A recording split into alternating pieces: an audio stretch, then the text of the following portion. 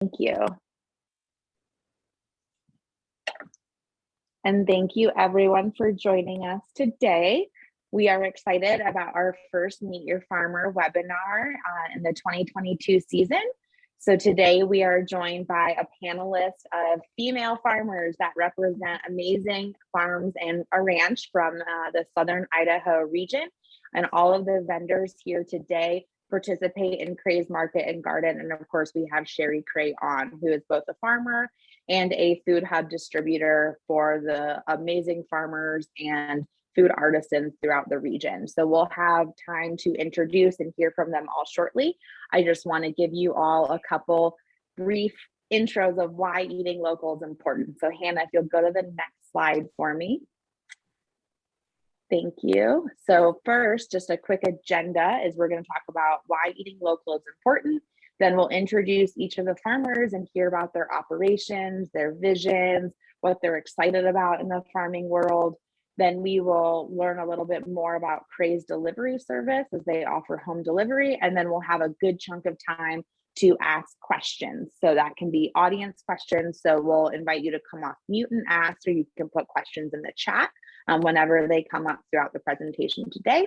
And I have some questions ready to go if our audience is shy. So that's always fun to do as well. And we can ask each other questions too if some of the farmers have questions for each other about their different operations. Next slide, please. Thank you. So why eat local? A lot of people like to eat local, and the why can be very different for different people. So I'd like to talk about kind of the different benefits that producers experience when selling into the local community. So a lot of times those farmers that sell locally can keep more of the food dollar. So when you're selling on a large scale global or commodity market, you might make 10 cents to every dollar of the final product. But when you sell locally, that can go upwards to 80 to 90 cents per dollar. So it helps that profitability.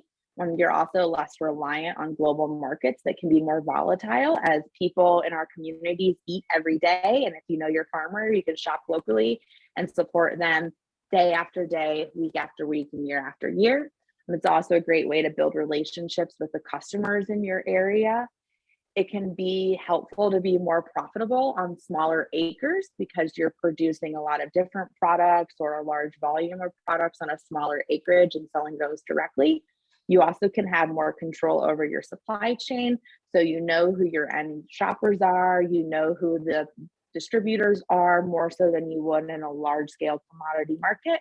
You can also have a more diversified crop production. So if you have like a CSA, maybe you grow 40 different varieties, where if you're growing for commodity, you might grow 3 or 4. So it can be fun for people who like different colors or different types of plants, or maybe you want to raise animals and plants and vegetables and flowers, and you can do all of that when you sell into your local market more easily than you may be able to in the commodity market. And then for consumers, there's a lot of benefits for us for eating locally. The food is often fresher, tastier, more nutritious. It travels less miles from the farm to the plate, so that reduces transportation, but it also means that things are coming to you faster than they would when they are trucked all across the globe, when they sit on the grocery store shelves for a couple of days and then in your fridge for a couple more days. It also helps to keep dollars circulating within our community. So when we shop with our farmers, those farmers are then buying supplies locally. They're buying local food as well. We're eating at local restaurants, and all of that keeps money within our local economy. Same thing with our farmers, but you get to know your farmers and ranchers when you shop locally, whether that's at a farmer's market or through events like this. You can see the face behind the people that are growing the food for you. And that to me is something that's really special about the local food movement.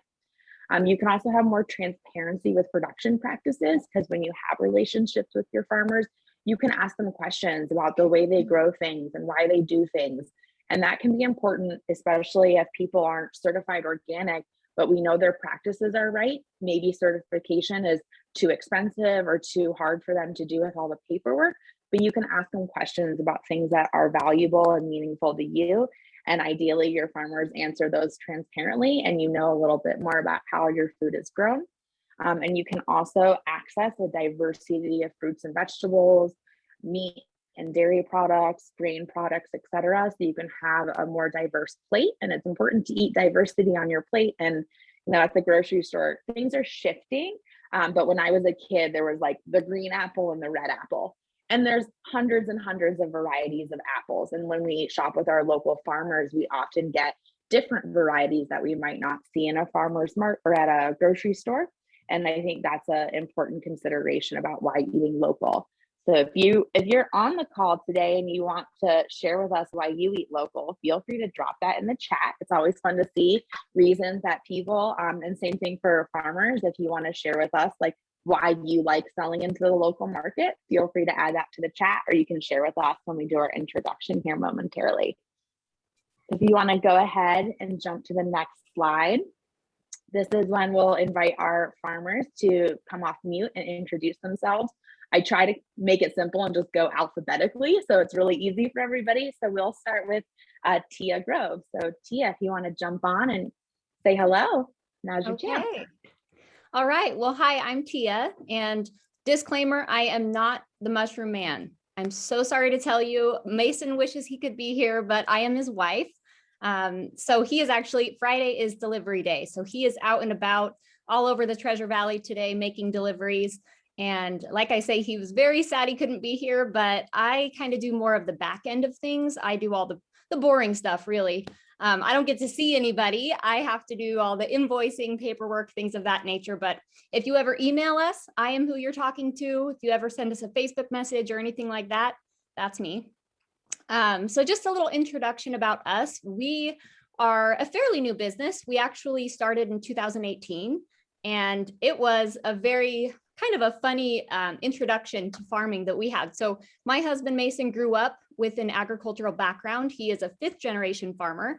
However, his parents divorced when he was just 5, so he did not get to be raised in agriculture.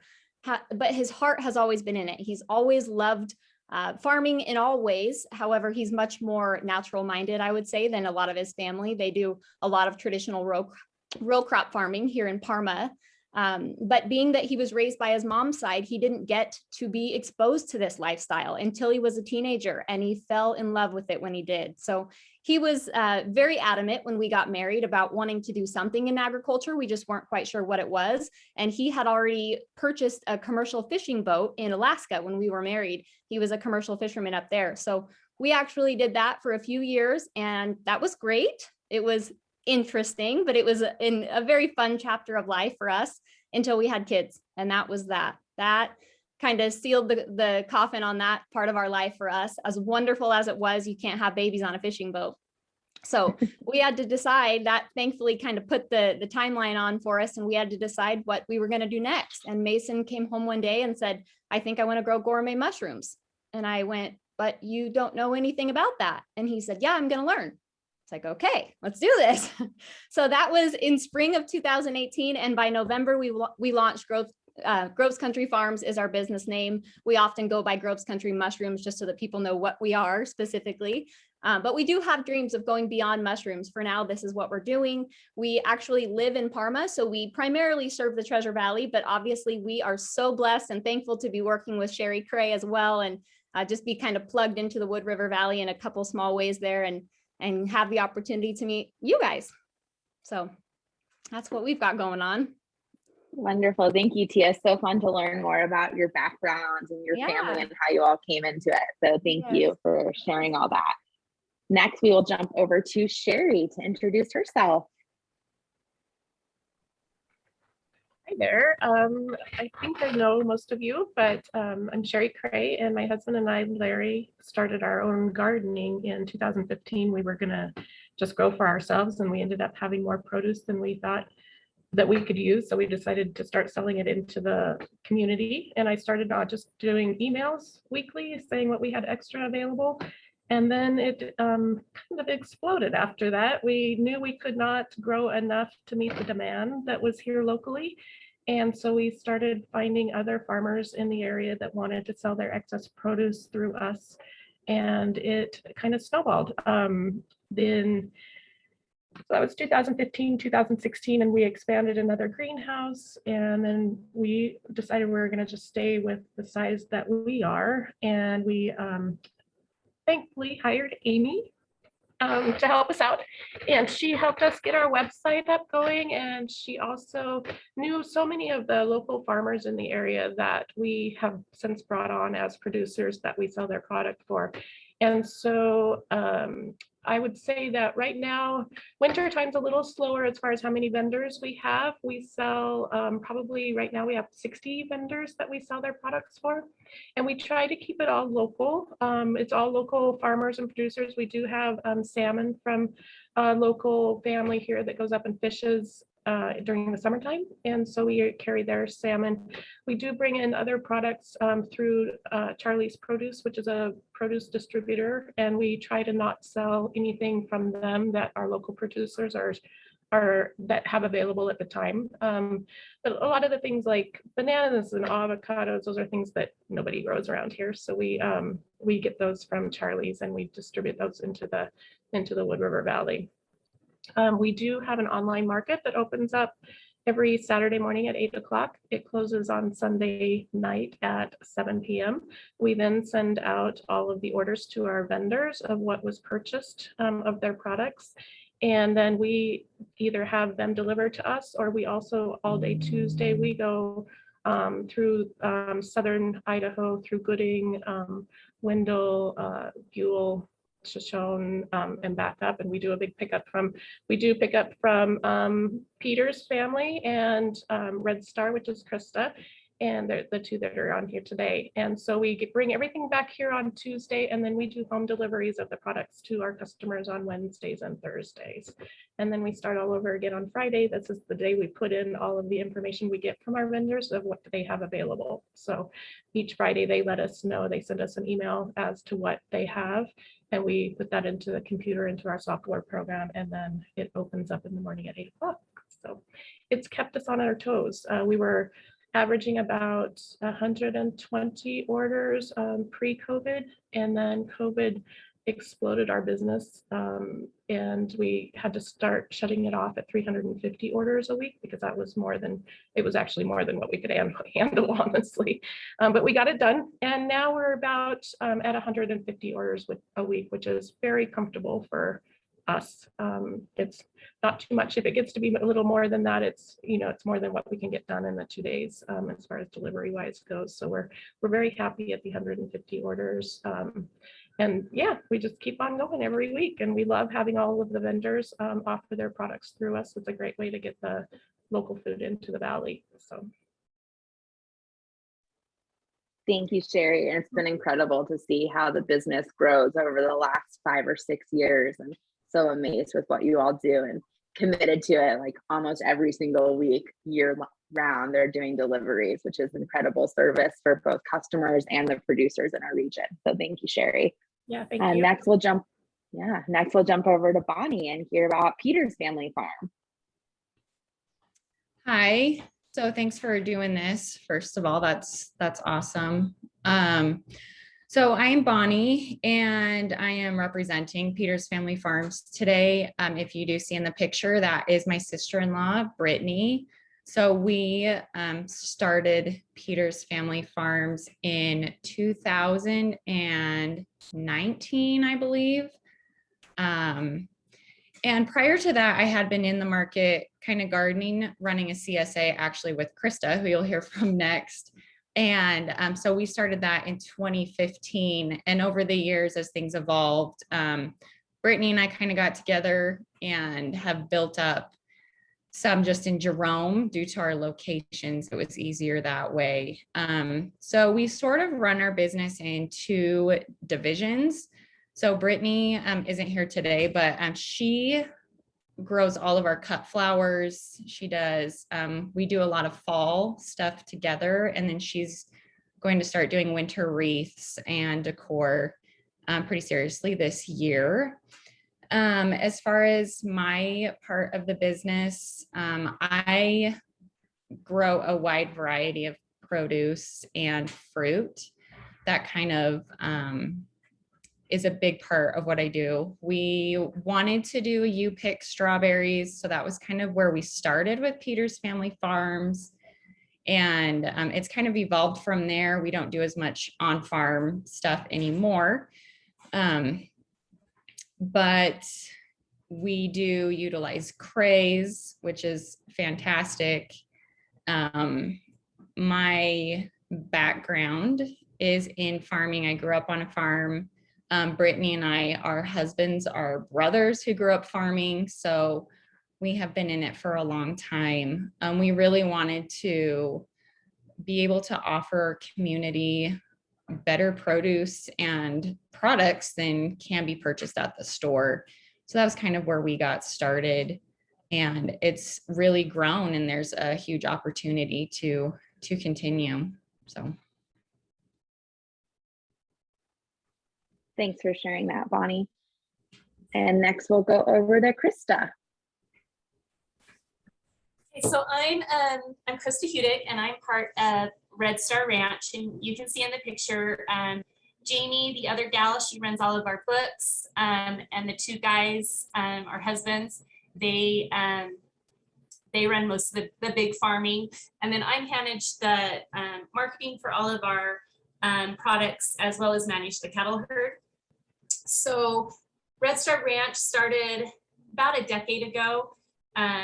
We got involved in the cattle to help manage our farming. It was something that we really believe that animals are an integral part of healthy soils. And so we started incorporating them into our production practices.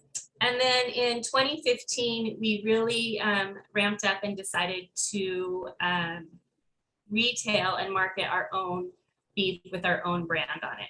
So since then, we've just started marketing. We've done farmers markets, we have online store, and then we love that Sherry has the option to get us up into the Wood River Valley easily, because one of the biggest challenges small farmers have is dealing with logistics and how to distribute our products to the customers in a efficient way. It's very difficult when we're away from the farm trying to deal with the logistics of delivery and the costs and the time that's associated with that. So it's a great partnership with Sherry.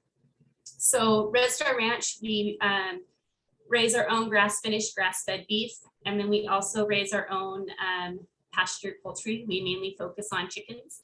And so that's kind of the core of our business. We do some pork, but typically that gets sold out as bulk purchase, half or whole animals, with some really loyal customers that we have in the valley. So not very much of that actually makes it into the retail market.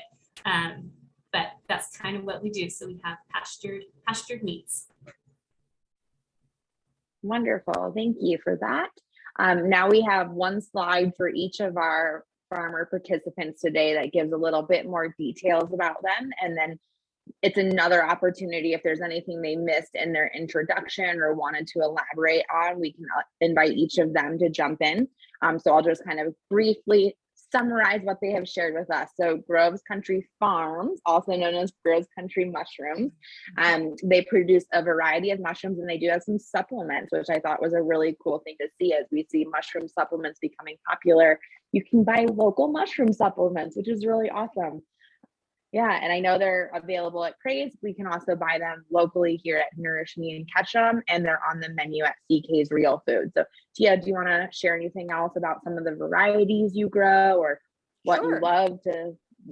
So what I think is such an awesome idea that Mason had, when we were first talking about growing mushrooms, he said that he specifically wanted to grow gourmet mushrooms. So that's typically those are varieties that a lot of us had not seen in the grocery store.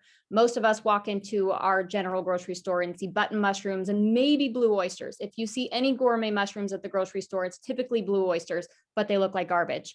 So that's another benefit to shopping local. So when he said that he wanted to do this, he started with just a couple of varieties, and those are blue oyster and lion's mane. So blue oyster is going to be the most comparable to a button mushroom that most people are familiar with. It's a very versatile mushroom. You can put it into any meal, breakfast, lunch, or dinner, and you can't screw it up. That's what I tell everybody. You cannot screw up cooking with blue oyster. It's very easy. Lion's mane, however, is without a doubt our bestseller. And that would be, it's the mushroom in the picture. You can see it's white and it looks like it has hair growing from it. That's where it gets its name, lion's mane. That is not only a very unique mushroom in texture and in flavor, it's very similar to lobster. Many people use it as a meat replacement in that way, but it's also an incredibly medicinal mushroom. And that's the only thing that I would add there, Amy, is not only are these mushrooms delicious and just able to be cooked into a million amazing ways, but also they're all incredibly medicinal. And now that we're really stepping into that part of life, thanks a lot to COVID, we've really all become, I think, very aware of our health and of the things, especially naturally, that we can do to boost our immunity and health in general. So mushrooms are an amazing thing that everyone seems to be discovering right now, which is great for us. And we actually utilize them in many ways in our own lives and for our kids. And it sounds cheesy, but they're really changing lives. We have a lot of people taking our supplements and they're having amazing alleviation of neuropathy or chronic headaches or all these different things that mushrooms are able to help treat. So anyway, it's a cool thing to get to be plugged into, that's for sure. Very cool. Thank you for sharing more about the varieties you're growing and the medicinal properties of it. Oh my, did I freeze again? South of Bellevue, we have tough internet sometimes. Okay, so now I think we're ready to go to our next slide. And I skipped Sherry because we're going to do a special Sherry talk about what they produce and then more about the delivery service. So we're going to jump to Bonnie and Peter's family farm. So as she shared that they have a lot of fresh fruit and flowers and some produce as well. I think Kray's is the only place that you can get their products here in the Wood River Valley, but we'll let Bonnie tell me if I'm wrong about that. And then I think you still do a U-Pick, and maybe if you are still doing a U-Pick for this season, can you share with us a little bit about when does that start? How do people do it? Do we just show up at the farm any day and say, hey, we want to pick your berries? So jump in and tell us all about it. So that's a great question. I'll start with kind of the fresh fruit and flower part. So this year too, I also do grow a wide variety of vegetables that used to be part of our CSA business and now is more incorporated into Peter's Family Farms. So all of that is available through a number of different outlets. We do offer through Kraay's. All of our flowers, almost all of the flowers we offer are wholesale. So most of them are in the Wood River Valley to the florists and event planners. So we do go up once or twice a week during that season. We do sell to Atkinson's, a number of bakeries. So Hank and Sylvie's, you can find produce there as well as some of our flowers. And who else? I also sell to several chefs and some restaurants. So I kind of just do a lot of different stuff. So the U-Pick, that was the plan that would be the large part of our business, and it has kind of backed off a little bit. We don't advertise it as much, but we do offer, so we do have raspberries and blackberries. Strawberries have been kind of a hit and miss. I'm really trying to figure those out. When we have a crop, we do offer some U-Pick. It's difficult because it's very labor intensive work, and a lot of people that want to come to U-Pick today, they want to bring their kids for an experience. And usually that lasts about 10 minutes and their kids are over it, so it's kind of tough. It's kind of been a tough one to balance that out. But we do want to offer that because we do want people to come to the farm. And like you said, a big part of that is our transparency, giving them an opportunity to ask us questions, to see what we're doing, to talk about their own gardens. And, consumer education is a huge part of why we do what we do. So that's kind of a little more about us. Hopefully that helps. It's kind of all over the place, really. That's okay. Businesses shift and change, Yeah. and you go to consumer demand. And it's an interesting insight about the U pick. I hadn't really thought of that. And maybe it's because I've always been a food person. So when I would go U picking with my mom as a child, I was like really into it. Yeah. Like I would spend hours because I just loved it. But I guess I'm one of those kids. It's a lot more of a social media kind of, okay, we went to the farm today here, you know, and you're like, we bought our, you know, pound of strawberries. So but it's fun. It's really great to have people want to expose their kids to it. But from the business standpoint, it can be hard to manage that. Mm-hmm. Yeah. Thanks for sharing all that. Next, we'll go to Krista and learn a little bit more about Red Star Ranch. So as she mentioned, they raise beef and chickens and some pork there. All of it is pasture raised, grass-fed, grass-finished beef. I'm not sure about the pigs and chickens as they're omnivores in general. So we don't always like to call them grass-finished because they can eat lots of yummy things that are not just grass. I know you can obviously order their products through Kraay. They also have some pickups in the Twin Falls area if you were to order direct. And I believe their chickens are available at Atkinson's Market. So I will leave it there and let Krista jump in and fill in more information about those. Yes, so our chickens are available at the Haley and the Ketchum Atkinson's stores. So that's another way to get our poultry, our chickens up in the Wood River Valley.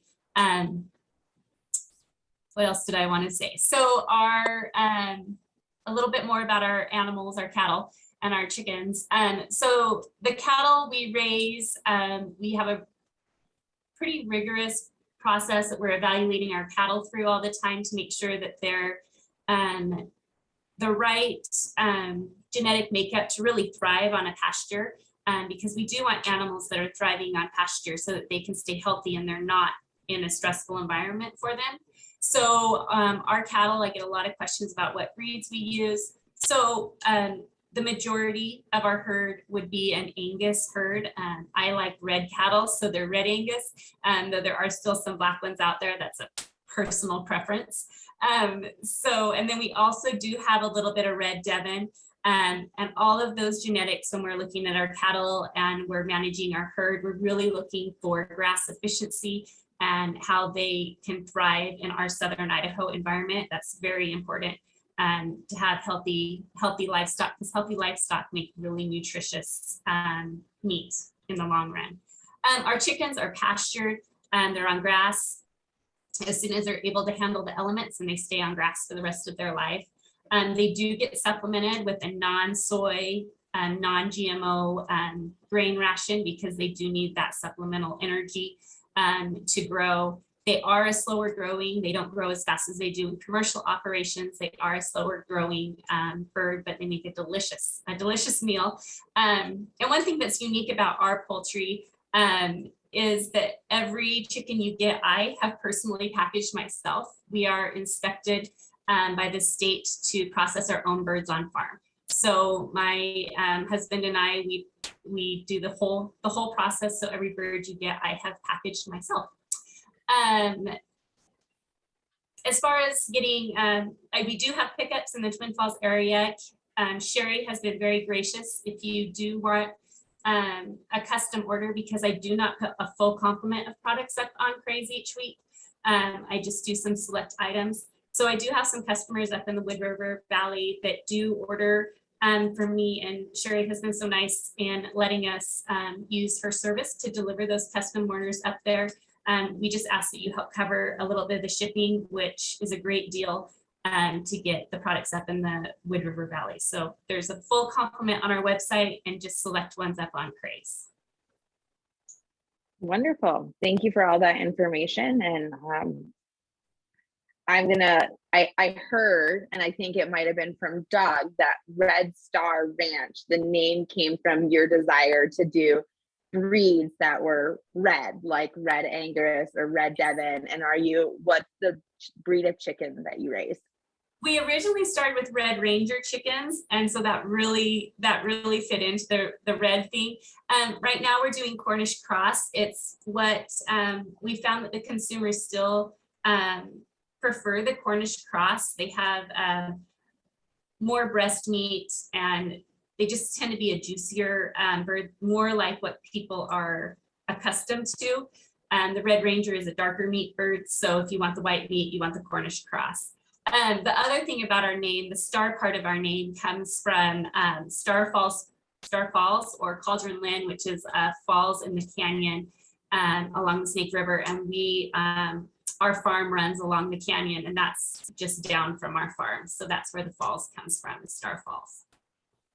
Very cool. I like learning more about the name. And I also did not know that you processed all your own chicken on farm. So that's awesome. That's a labor of love. And next time I eat one of your chickens, I will think a lot about how you have personally raised the chicken and processed them. So thank you for doing that for us. And I think now we're ready to jump over to Sherry and hear. So Sherry, as I mentioned, both grows food. She also mentioned that they grow some delicious hardy greens that are available year round if you can sign on early enough to order, because they go really fast because they're so delicious. They also do some cherry tomatoes and some root vegetables. And then Sherry is an amazing cook and baker. So she offers some baked goods, some meal kits. They do some dried herbs and fruits and some like a lovely elderberry syrup, which is a medicinal product, and much more. And I'll let Sherry jump on and tell us all about what you're producing. Yeah, thank you, Amy. We do our greenhouses year round, and when we first started, we did a very diverse array of produce that we grew, and we have scaled it back to the things that we know work well all year round, and such things as beets and carrots. And we do kale and Swiss chard. We do a bunch of different types of greens, not mixed greens, but like Asian greens and red romaine lettuce. We do, Amy mentioned the cherry tomatoes. We have just shut down the tomato. We haven't shut down the tomato house, but we did take out all of the tomatoes. I think that we had been growing tomatoes in that greenhouse since 2015. And I think the soil is just tired of tomatoes. So we're going to rotate crops in there this summer and do different things in there, and then possibly go back to tomatoes next year. And but it's just an ever learning process for us. I had a garden growing up. My dad was a big gardener, but it wasn't anything commercial. It was just his hobby. And so I always had little backyard gardens. So this was all a very huge learning curve. Larry had never gardened before. So each year we're learning more and more. We do know that what our popular items are, like our carrots and baby turnips and things like that, that we just stick with now that we've kind of narrowed it down to about 10 different crops that we do all year round.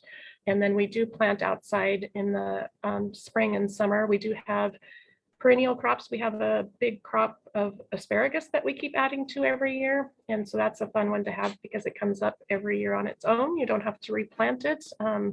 And that's one of Larry's favorite things to harvest. It's a little labor intensive, but it's rewarding for sure. We do take special requests if, I have somebody that's wanting daikon radishes, and so we're trying to get on a rotation with them that we can get them daikon radishes every month. And we did try to produce for restaurants in the early beginning of this operation, but we learned that I guess their needs are so fluctuating here in the valley because of tourist season and not tourist season. For instance, in the beginning, they would want 15 pounds of mixed greens a week, and then slack would hit and they would need 2 pounds of greens a week.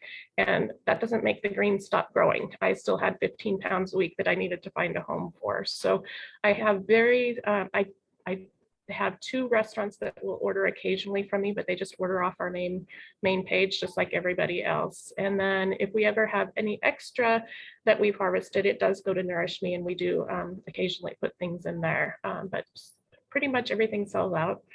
that we have for each week. And so, as Amy mentioned, I do add baked goods in, and the elderberry syrup is quite popular. And it just depends on my week, my workload. Like this week, I'm not doing baked goods because I have my main volunteer is on jury duty. And so I'm going to be doing all of her work and mine as well. So it's nice to be able to pick and choose what I want to offer for the week. And, you know, if we have a crazy planting week, then we can slow down and do less that we offer, but we still continue to offer everybody else's stuff as well. And so I guess, Amy, do you want me to jump into the transportation part?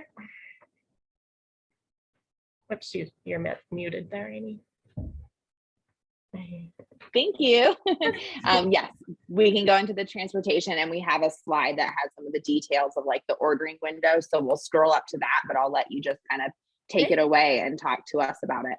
Yeah, and so like I said earlier, our vendors let us know today on Friday what they have available, and that's nice for them. They don't have to have a certain amount available. We don't require any of that. They get to tell us what they want to sell for the upcoming week.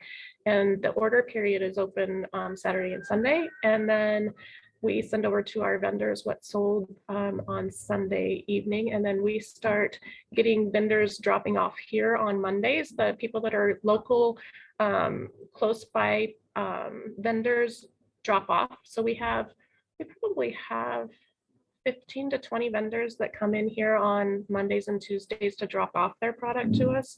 And then, like I said, we do the route on Tuesday mornings down through Gooding and Hagerman, and then Buell and Twin Falls area, Kimberly, and Jerome and Shoshone. And we do pick up from about 15 vendors in the morning route. And we, like Krista was saying, we do also deliver product for our vendors as well. So such as Agrarian Harvest, they deliver cases and cases of squash and potatoes up to Atkinson's in Bellevue, Ketchum, and Haley, and they also deliver to Nourish Me. And so we deliver those boxes for them. We pick them up while we're down there on Tuesday morning. And then when we do the afternoon route, Larry does the afternoon route, and he drops off those items to the local vendor or the local stores and restaurants up here in the valley. And we do the same for Idaho Springs, which is a fish company that we sell their frozen fish. They do have a weekly delivery to the Covey restaurant, and we do that for them. And it's a small fee. It's just $5 a box. So it really saves them from having to take their time and money to drive them up here. And we're happy to do that. So that's part of the process we do. So we're also happy to take things south if we need to as well. We have done that as also. Larry, then, so the van comes back when it gets here from the Southern Idaho route. We unload everything that is ours that we sold through our program. We leave everything on the van that Larry has to deliver, and then he goes up and picks up from the local vendors that don't bring their stuff down to us. Mostly the prepared food items from Mason Family and CK's and Dang's, and then we pick up for K&K Coffee and just a few other vendors that don't want to make the trip down here. And then we also do pickups on Wednesday morning from another local food person that makes her stuff fresh that morning. And so then it gets here on Wednesday and we start packing, and then we go out. We have several people that help us with routes. And so we have between 4 and 5 what we call routes on Wednesday. We deliver to the Bellevue area, all of Haley, and then the Sun Valley area on Wednesday. And then on Thursday is Ketchum, and then north of Ketchum. So I have drivers, I put together the routes for them, and then we bag everything up here per order, and then they head out with their delivery route. And then Alicia, my daughter, and I do the big part of the route on Wednesday, and then Larry and I do the route on Thursday. And so it is a huge logistical plan. It's gotten so much easier. We know the valley now. When we first started at every new house, every new customer, it was looking for a new address was so hard and so time consuming and so stressful. And now it's like I know just about every nook and cranny in the valley, and it's easy to find new places. And once we started delivering on Thursdays, it made a huge difference because we were not getting home until 8 or 9 o'clock at night on Wednesdays when we were doing them all in one day. And once COVID hit, we'd had to change and do 2 days, and we never went back to the one day. And it's so much nicer, although it does make for a long week. There's not really a day off, but that's what we do, and we like doing it, and it's just part of our commitment to this. And that is to, I feel like there's a big responsibility on our shoulders to help all of the other farmers and the customers in the valley get the local food delivered to them. So cool to hear more about your process. And I agree with you. I think the service you all are providing both to customers and to producers throughout the region, we needed that. And you stepped in and filled a much needed gap in our food system. And it's awesome to hear about delivering the Atkinsons and the Covey and doing those as well as your own service, because it's a lot of work for farmers to go off farm and do all these deliveries, and you're offering it at a really fair cost, which hopefully covers your increasing gas prices. Think about that. Right. Yeah, fair enough. And I will vouch that I order almost weekly, and it's really wonderful to come out on my lunch break and open up my cooler and have a fresh bag of locally grown produce and meats and dairy and baked goods and all the fun stuff. So thank you, Sherry and Larry. He's not on today, but tell him we all say thank you. And okay, with that, I think we are ready to jump into our question and answer session. I have like one little piece of admin stuff to mention before we do that. We go another slide ahead. I should have switched those around. We do have a survey. We just like to know if you learned something, if you met new producers, how this resonated with you. So please, if you have a moment, take the survey, let us know how we did. Maybe Hannah can drop the link in the chat if she has it easily available too. And now we'll jump into our Q&A session. So I don't see any questions in the chat right now. I do see Mike saying that he likes supporting the local economy and local food tastes better. Yes, it does, Mike. So thanks for adding that. I did prep some questions, so I can go ahead and jump in and get us started. I think kind of going off of what Sherry was talking about with the delivery service, like how has the delivery service that Kraay offers benefited you all as vendors? If you want to speak to that, I can either call on you, or if you just want to jump in and start talking, that can work as well. Someone's going to jump in. Chris is going to jump in. Well, as a farmer, and Bonnie and I, we have a history with each other. We've worked together before, and we know that most of the growers at heart are producers. They love being on the farm and producing the product. And the hard part of the business for us is getting out and getting off the farm and away from what we need to be doing on the farm to get our products out there. It's not our strengths. It's just not our strengths as producers most of the time. And so it's great to have a partner who's really has that strength and is willing to work with lots of growers to make that happen. And I think that's where Kraay has been so beneficial, is they've offered us an opportunity to get up into a valley that we never would have been able to do on our own, just because of the time consuming nature of getting up there and the logistics of making that happen. And that's something that Sherry offers to the growers, is the logistics aspect of it. I think that's a great thing that local farmers need. Absolutely. Anyone want to add anything? Yeah, I go ahead, can Bonnie. add to that. So I would say too, I mean, over the last, 8 years while we've been getting started and going kind of in the Magic Valley, there isn't anything like this. If you wanted to get your products out, it was spending your Saturdays at the farmer's market. And then, similar to what Sherry said, you can't go from 15 pounds of greens to 2. And when you're harvesting 2 or 3 times during the week, one day during the week is really difficult to get your products super fresh and to a farmer's market. And that was never an outlet we really wanted to do. So it really opened up a whole new avenue and allowed us to get our products to customers without having to go to farmers markets or do, like Krista said, having to figure out the marketing ourselves to reach consumers. So it was really big for us just to have that opportunity. I will just add that in our case, we are an incredibly small team. Mason is, like I say, we joke that he's the mushroom man because he does all things production. I do all things on the back end, and that's it for us. That's all there is. We do have employees, typically high schoolers, but unfortunately, the turnover rate with high schoolers is high. So it's forever changing what our help looks like. And we have to carry the weight of everything with Groves Country on our own shoulders, which, like Sherry said, we're happy to do, but that means that we can only do so much. And we had to learn our limitations very early on. And because of that, we learned the importance of a community very early on. So Sherry, we were so blessed to meet you, I think the year right after we started. And how that worked out, we know an awesome local farm here, Water Wheel Gardens, who have become amazing friends of ours.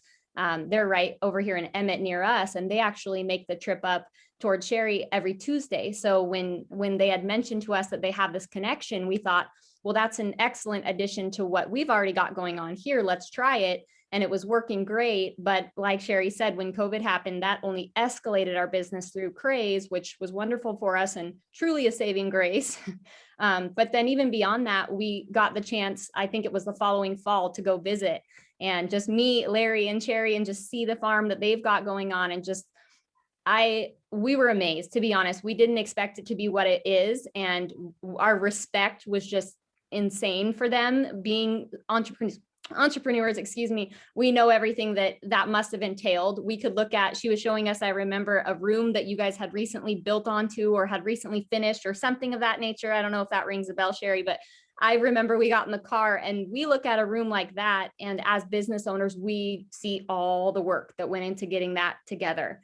And we just went, holy smokes, we thought we've done a lot, and so anyway, just to have that connection was amazing to us. And if nothing else, incredibly inspiring. That's for sure. Set the bar way up here for us. That's really sweet to hear. And I'll just plug, we're having Water Wheel join us on our April 8th Meet Your Farmer webinar. So we'll hear from, I think Matt's going to be joining us for that. So I'll have him be sure to speak to some of the distribution that they offer, bringing products over from the Treasure Valley area.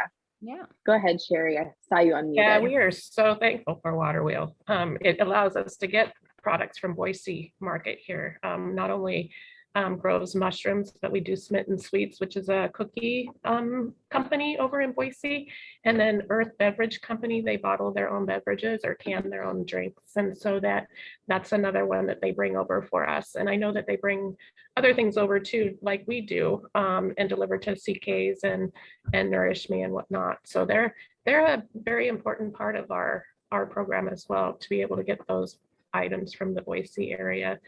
We also do use Charlie's Produce for the same thing. We get Raw Life Farm is in Marsing, and they do dairy products, and so they drop their items off at Charlie's, and they just have to pay a small fee too. It's $7 for a box to get shipped over with Charlie's. So we all work together, and in fact, just recently, Idahound, which is over in Cary, is going to start ordering vegetables from Charlie's Produce, but Charlie's will not go to Cary, so they will drop the items off here and then they'll get picked up here. And talking of the room, Tia mentioned, that was half of our garage that got converted into our production room, and we have, I think we had just got the cement poured when you guys had been here. And we have a big walk-in cooler in there now, and that's where all of the products come into, and that we have room to store the stuff for Idahound from Charlie's and whatnot. And we love being a hub for all of that. We love being able to help in any way we can. So. Oh, thank you. I love the interconnectivity with all the moving parts and pieces of the local food system. It's exciting there's a lot of logistics, but it's really wonderful to just hear how everyone works together and supports each other, because we need each other to make it all happen. We did have a great question come into the chat. So Kevin asked, when you make decisions on what to produce, whether it's seasonally or long-term, do you decide based on perceived demand or what your land is best for, or what you most enjoy producing? It's a great question. Who wants to jump in with that?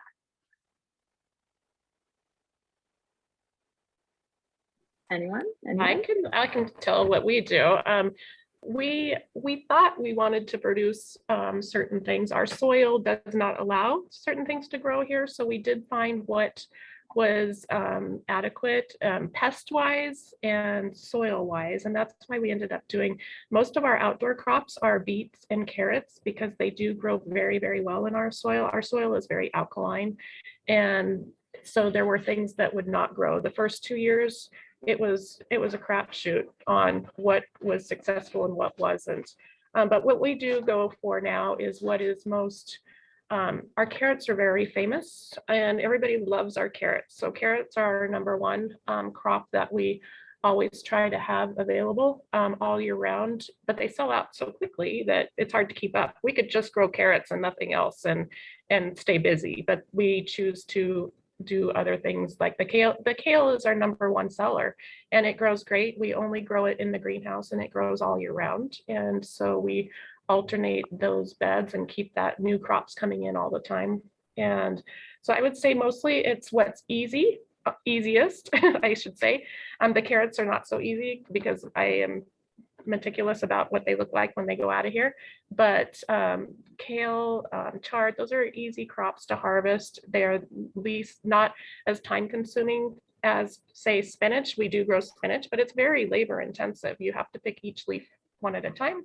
And I got away from doing mixed greens for that same reason. It was just too time consuming. So it's time, it's what we like, what sells well, and again, the soil, what the soil can handle. So a combination of all three of those different Yeah. ones in there. Yeah. And anyone else want to jump in with their thoughts? I guess we do a little bit. It's hard to do. So for cattle, it takes us two years to finish an animal after it's born.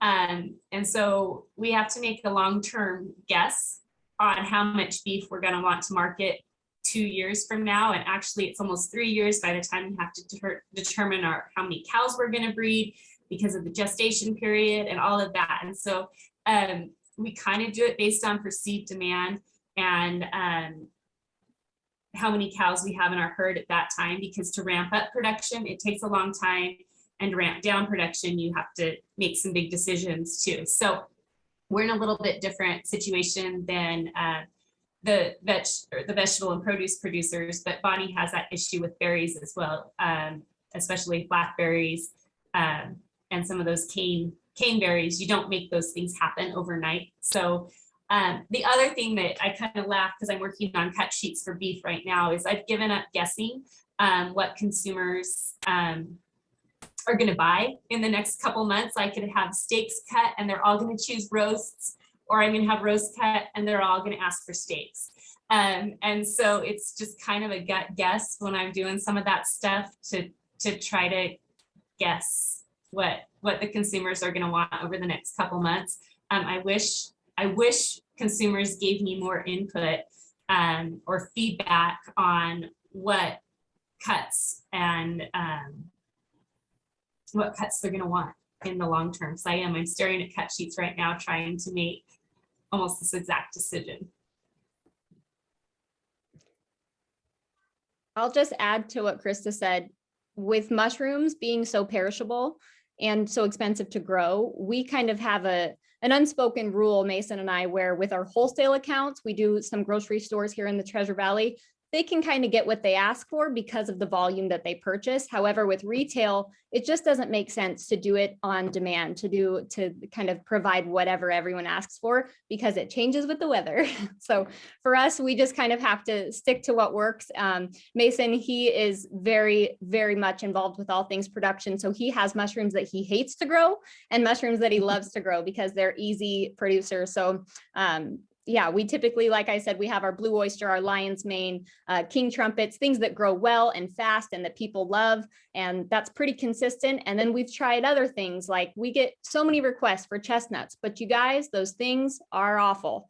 They have the worst shelf life. They get slimy in 3 days. It's just, we have to kind of figure out what's best to, for us ultimately is what it comes down to. So it's a bit of a selfish thing, but we try to keep everybody happy. Bonnie, do you have anything you want to add to that question? I would just agree. It's kind of a little bit of all of those. For myself personally, I do really focus on producing what I enjoy producing. And luckily, because of the demand, there's no way I could ever produce enough of anything to meet the demand. So, yeah, and and really that means that it's probably what's best for the land, because otherwise it wouldn't produce well. So it's kind of nice that way, kind of running, your own business and farm and learning as you go. Because this year, without doing the CSA and needing that huge variety, there are a lot of things I am not growing anymore, and I'm very excited about that. I don't want to grow them. So I think you just have to take a look at what your goals are and, decide from there. I really liked that question. Yeah. I think Kevin may have said thank you. I heard a voice that was not mine. I did. I was trying to say thank you, but talking over you, I apologize. Thank you all. Maybe. Well, I know we're getting close to 1 o'clock. This has been such a great discussion. If you all have time to stay and answer one more question, I have my favorite question that I have not asked yet, and I like to ask it because it's the lunch hour. And I think farmers are actually secretly amazing cooks, or you just eat really cool food sometimes. So I always love to ask, what is your favorite meal or dish or snack that you enjoy that features either your products or other people's products in our local food system? So if you have one, share it with us.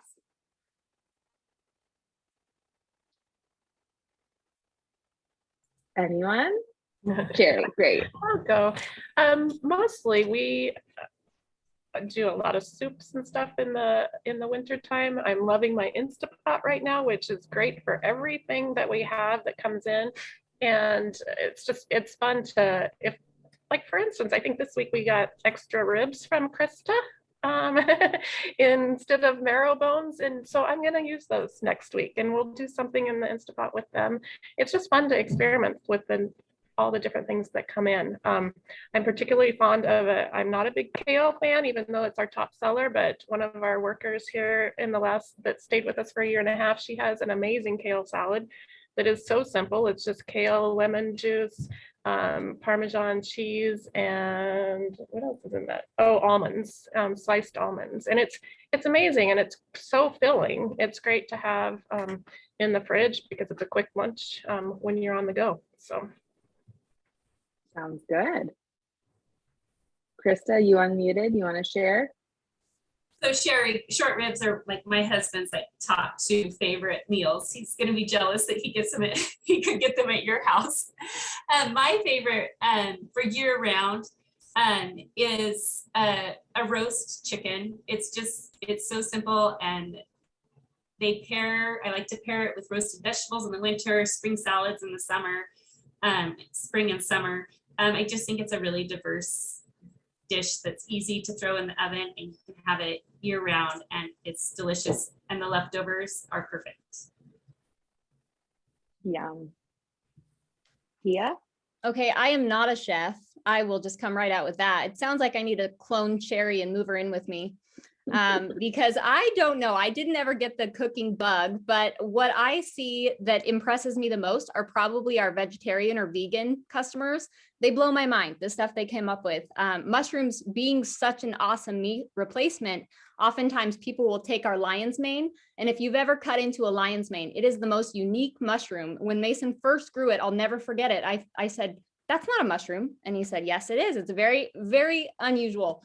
Anyhow, so if you cut into that, it will keep its shape very well. You can cut it like steaks. So if you cut it kind of in that way, just like you would steaks, oftentimes people will sear them on either side and eat them like a steak. Like I say, they also taste like lobster. So a lot of people do really neat things with that. King trumpets are wonderful in the sense that you can use the entire stem as well as the cap. So a lot of times people will slice up the stem and then cook those like scallops. We've had those at a restaurant using our king trumpets before, and they were phenomenal. They actually did a side-by-side of a real scallop and one of their mock scallops using king trumpet stems, and you couldn't tell the difference. In fact, we thought ours were better. Anyway, it was just very interesting. People come up with very neat things to do with mushrooms, but I am very boring. So a lot of people are intimidated by cooking with mushrooms. And I tell them all the time at the farmers markets, you don't need to be. Cook them like you would any button mushroom. Throw them in some olive oil or some butter, let's be honest, and cook them on the stove in that way. Or we'll throw them in quiche on the weekends. We'll barbecue oftentimes. And what we'll do with that is lion's mane. We will chop it up real fine and throw it into our burger and just make burgers. Lion's mane burgers are phenomenal. Krista, you should try that. It's very easy to cook with mushrooms. And if you don't like mushrooms, I encourage you to try our mushrooms because I admittedly hated them. That's the one thing I never want to admit. But when Mason first said he wanted to farm mushrooms, I don't know, I winced. I'm not a fan. I should say. However, these are different. These are not like what you've tried before. The tastes and the textures are so unique, so superior to anything that you've tried.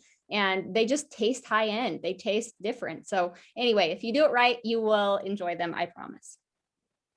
I appreciate that. I am not the biggest fan of mushrooms. I do buy yours and I like them. I mostly do them like in a spaghetti sauce or in soups. But yes. I am now inspired to get some lion's mane and cook it some gourmet lobster style dish. That's right. There's recipes everywhere. We have a ton on our Instagram account. Awesome. I'll take a look and everyone else should. And people, the contact info is up here. So follow them all on social media. They share a lot on there and some recipes too. Bonnie, you want to share your favorite meal or dish? Sure. I'm glad Tia said quiche because that is literally my go-to for anything. We always have eggs. You can get local cheese and you can put any vegetable into a quiche. Any vegetable. It's really easy to get your greens in there. They cook down so well. So it is, add meat if you want or not, but it is definitely one that gets cooked around here a lot, even if a lot of times I am the only one that eats it, but that's fine. I love quiche. Yeah, I think that's a great one and a great way to use up all types of veggies as well. Well, thank you all so much for joining. This was amazing conversation. I love learning about each of your operations and hearing more about you as people. I would just open up the floor if there's anything last minute words of wisdom you want to share or thoughts that you have. I know we're pushing after 1 o'clock now, so I also recognize you're all farmers and have busy lives and probably have stuff to get to do. But just if you want to say anything else, feel free to jump in. If not, we will wrap it up. And Hannah, if you want to go to the next 2 slides ahead, I think it's our thank you for coming slide. Spread the word. Join our future events. It's exciting. We have one next week on Friday, which will be featuring some vendors for Atkinson's Market. And then in April 8th, which is another Friday, we'll have Nourish Me vendors. And like I mentioned earlier, Water Wheel will be on that call, as well as Itty Bitty Farms and Coney Trout Farms. Amy, it looked like Delora. You unmuted. You want to say something? It looked like Delora wanted to say something, but we can't hear her. Oh. Delora, I see you off mute. I don't know why we can't hear you.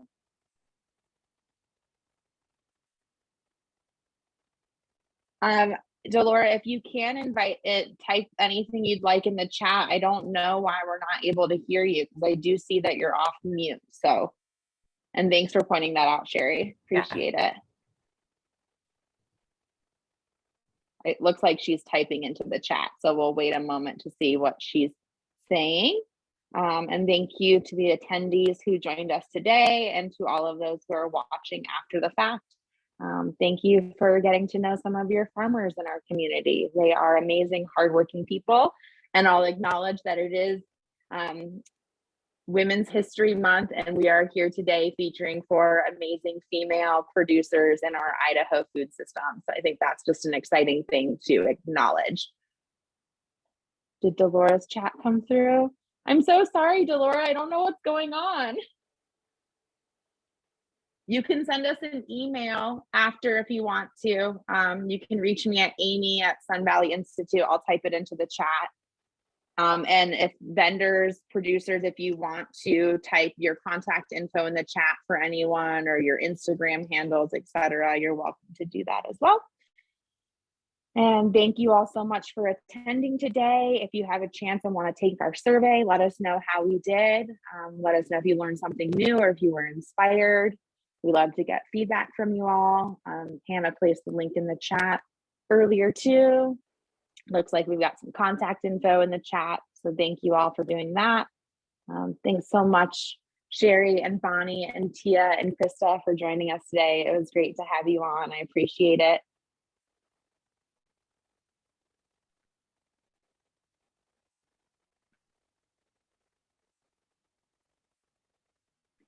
Thanks, everybody.